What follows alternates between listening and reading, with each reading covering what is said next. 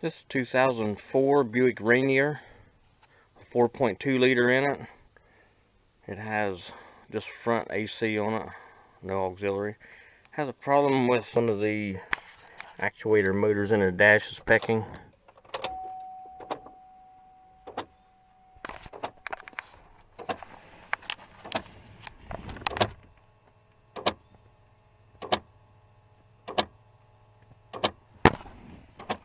So I'm going to contend with that. Has 138,000 miles on it.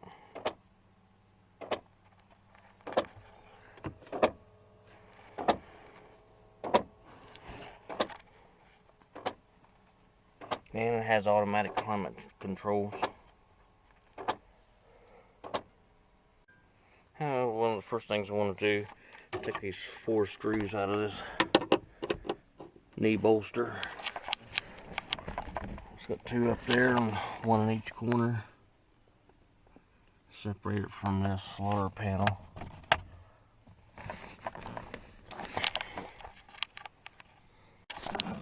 The screws are 7 millimeters.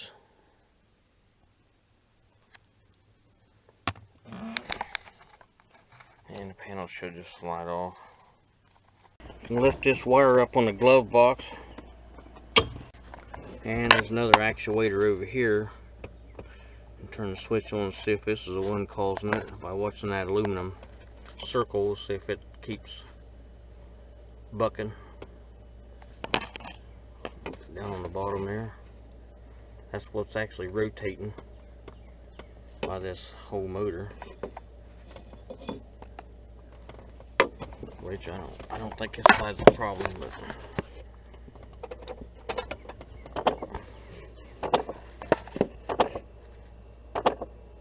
yeah, I don't see anything happening here. So.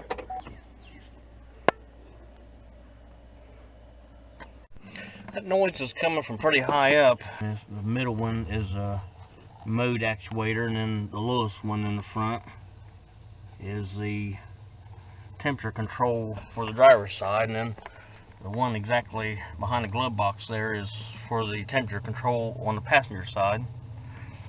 So I'm going to take this panel on off here, take these 2 screws out of this diagnostic connector, and then slide this wire harness out of its locks and get this plastic piece out of the way so I can get a better look up there. It's more 7 millimeter screws on this diagnostic connector, and it's got a little gizmo here clipped on. This has a little clip you got to lift up, slide those locks out of the bottom of it. Alright, now that all the junk's out of the way, I'll lay the mat down so we can lay in whatever anybody else has stepped in. And get a good look up in here. Now the front one facing the engine, that's the defrost actuator, and this middle one's the mode actuator.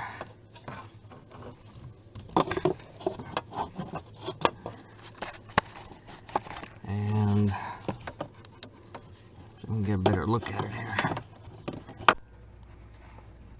And let's see. Now there's the mode and the defrost. Let's see which one's doing it. It's the mode actuator, it's out of calibration.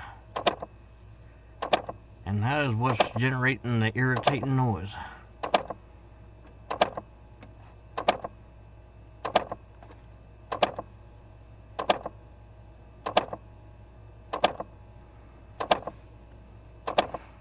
So it's going to get a new one of those. Alright, well, first thing I want to do is lift up on this wire harness and just slide it off. It's kind of got a little hook on the bottom of it, but just push on the back of it and get it out of there. I'm using 7/32 to take the 2 screws out of it. There's 1 on each side. There's little indentations. That's 1 screw, and the other one's in that other indentation, like a half circle. And then it has a dowel pin looking guide on the bottom That's irrelevant other than for alignment purposes.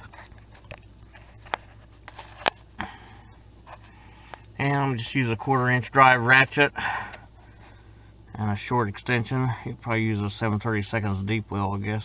Do about the same thing. I'm gonna unscrew those 2 screws and pull that down out of there. In the interest of efficiency, and if you got big day glow size hands, you can take this vent, floor vent, the ductwork down. Let's go over this corner underneath this big wire harness and slip that push pin out with a pair of needle nose and just drop this whole ductwork out of your way. That's just a square pipe, but it's being held up by that push pin in this corner underneath this big harness. There's the hole the push pin resides in. And grab a hold of that duct. That's ready to fall out of there. It's got a air temperature sensor in it. Want to pop that out of there.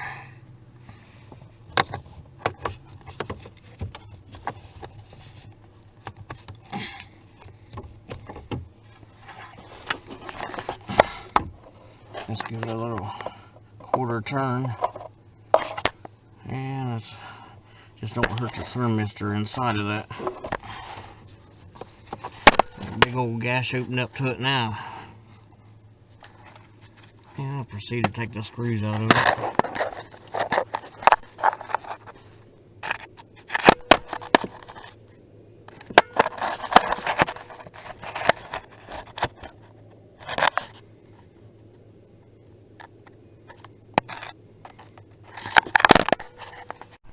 Now offhand, just a shallow wheel was able to get to those screws.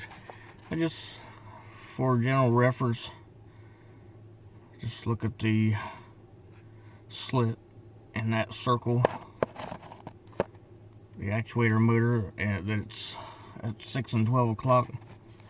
Just in case you need to know where the door's at, I'm going to reinstall the next one. So it's pretty much, it's almost in line with that raised up pin for alignment.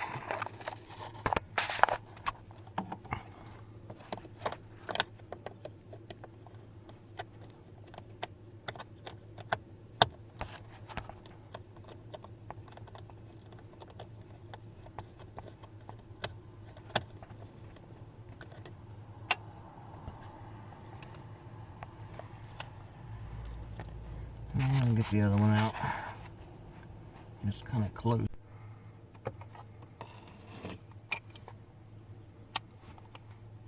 That's nice. That's an outfit. Well, I'll reach up there and lift up and down on that door and make sure it's functional and not stuck or something.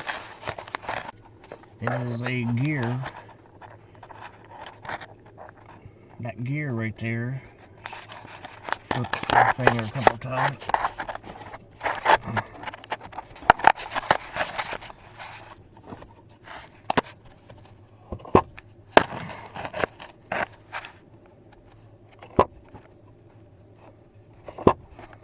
It's turning free and easy. Make sure none of the gear teeth are stripped off, or you'll be taking a dash out of it to fix this problem.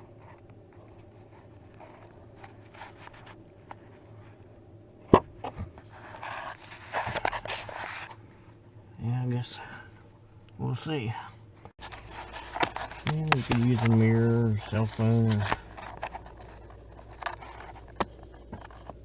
look at there and make sure all the teeth are on it.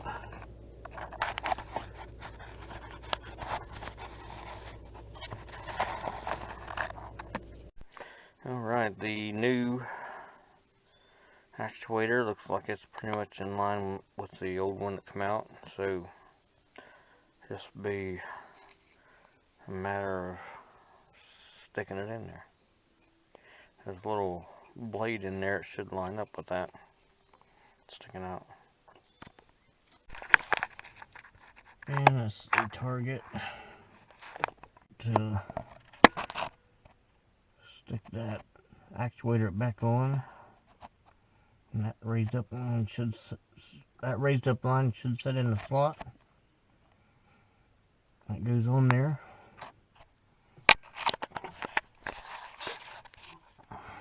I just took a little jiggling around and making sure that it was centered with the 3 holes and drop it into the gear. Not a big deal, it takes a minute or so. And put the 2 screws back into it and plug it in. I held that box flat with my left hand and then got the back screw started with my right, and the front's still sticking out there, so it's going to be a little bit of a challenge. I just kind of got the screws just pushed into it laying there. So I'll get a socket on it with my left hand and get it turning.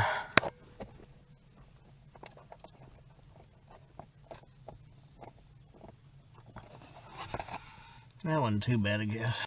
Go ahead and run it on down. Just make sure it's sitting in that dowel pin. The screws are just little fellers, so I run them down till they bottom, then give them another quarter to half turn. Go ahead and plug this end back into the module. Just make sure it starts in straight.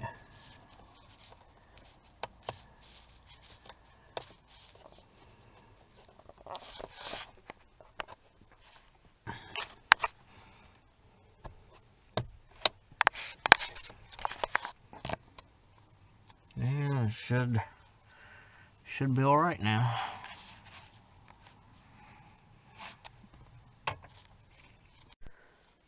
Just a matter of interest. Be sure that the ignition switch and the heater controls are all off before plugging this in, or this actuator can rotate to the point it damages it internally and destroys it. That door is what it's loading against to stop it from going too far. Now all I have to do is turn the switch on and wait about 30 seconds and let that motor calibrate itself. It'll swing the door all the way closed, wide open, and then back closed. And after 30 seconds, a minute or so, turn the switch off, wait 30 seconds, then turn it back on and try it out.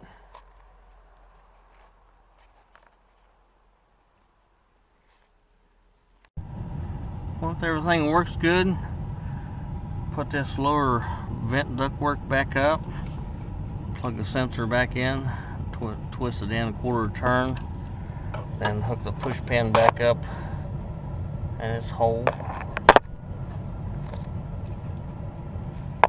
and then put the black panel and the OBD2 connector and this module back on it, and the knee bolster, put it back on. Should be back in business.